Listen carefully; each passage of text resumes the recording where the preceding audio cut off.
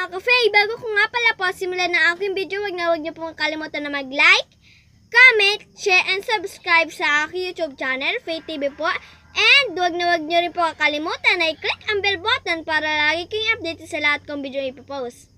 Ko na muna nga senak ng kutsara, tinidor at plato ko'y kumaring Nena.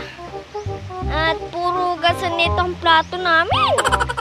Napakatamad kasi ng anak ko eh. Ni maghugas, wala. Hoy! Hoy, anak! Meron ka na muna nga doon ng kutsara, tinidor, plato kay Ali, kay kumaring Nena. At hindi ka dito maghugas. Napakaraming hugasan, hindi ka makaisip. Hindi mo naiisip na maraming hugasan na dapat hugasan? Meron ka nga doon?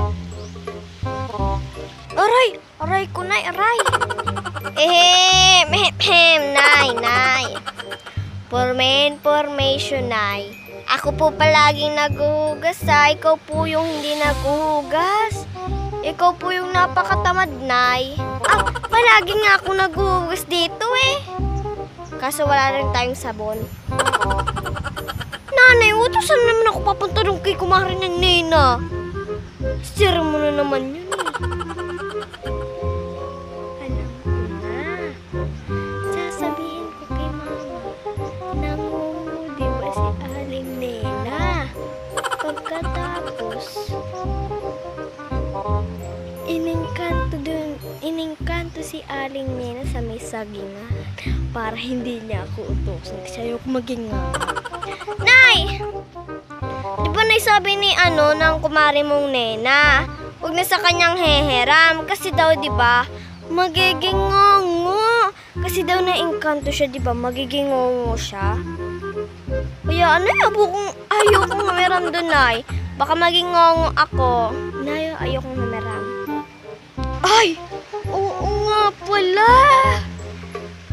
Na-engkanto pala si kumaring Nena. Huwag ka doon hiram kahit anong gamit. Baka mangungo ka doon, anak. Kung pa naman yung kaisa-isa kong anak, huwag ka doon hihiram. Huwag ka doon hihiram. Sige, anak. Kumaha ka na lang ng saging. Daw ng saging at doon na lang tayo magpaplato. Nay, pati nga doon sa saging ang bawal kumuha eh. Kasi nga, doon nga na-engkanto si Aling Nena. Kasi, nung kumukuha siya ng dahon ng saging, na-engkanto siya, Nay. Na-engkanto, kaya ayoko maging ngongo. Nay, kung gusto mo, Nay, maging ngongo, ikaw na lang kumuha ng dahon ng saging doon. Nay, ha? Doon na-engkanto si Aling Nena. Kunwari.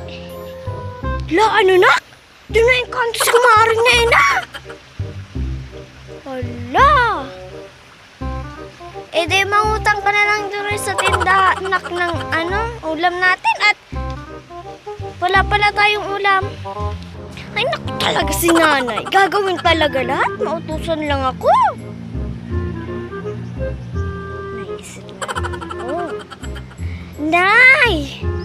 Sabi nga ni Aling Nena, pati doon sa tindahan, bawal lang manghiram. Dapat cash daw ang ibigay sa tindahan. Kasi bumibisita daw doon yung kanto. Nililista daw ng mga, diba yung pag yung titindahan. Nililista daw nun doon, tapos ibibigay doon sa yung kanto na magiging ngongo. Ikaw, gusto mo ni maging ngongo? Kaya huwag ka nang hiram, huwag ka nang mag-uutang-utang doon ay. Ano ba naman yan, nak? Lahat na lang talaga, nak. Lahat na lang. Lahat ba talaga may engkanto doon, nak, ha? Sige na, wag na nga tayong kumain, nak. Sige na, wag na tayong kumain. Si nanay. Joke lang, no? Kaya ko lang mag-utang eh.